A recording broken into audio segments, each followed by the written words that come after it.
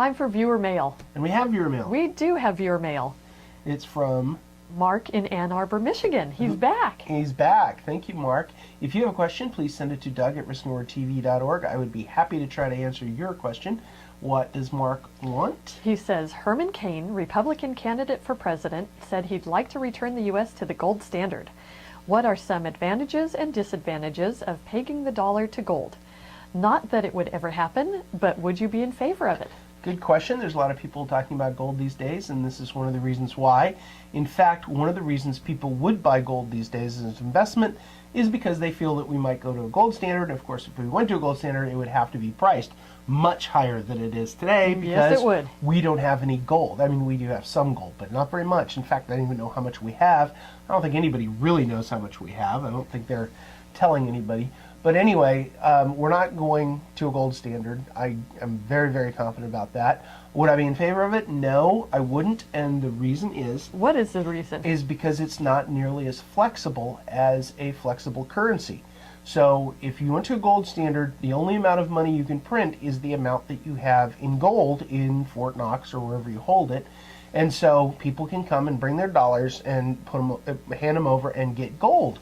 Well, everyone in India is going to show up with dollars and take all the gold out of Fort Knox in about an hour.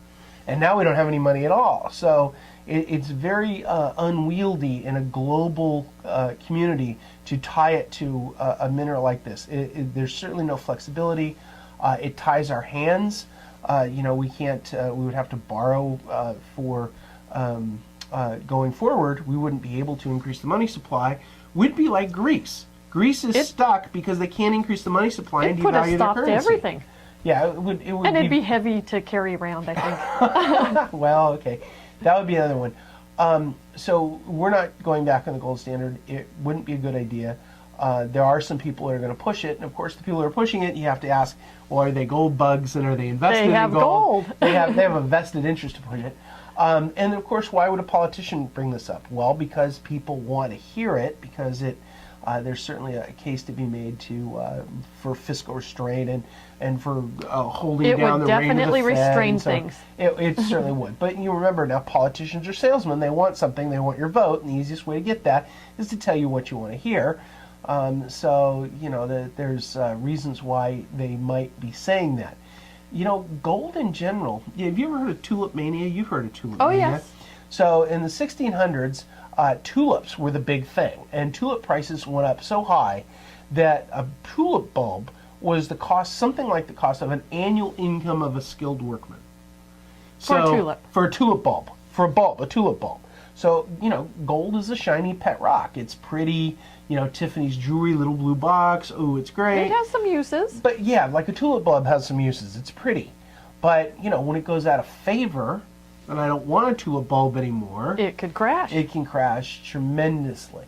So, gold is one of those things that, people have a feeling for it. They have an affinity for it. They think it reminds them of days gone by, but we're not going back to it. And if we did, we'd be worse off. So, it's interesting they bring it up, but it's basically a salesman trying to sell you something that isn't going to happen.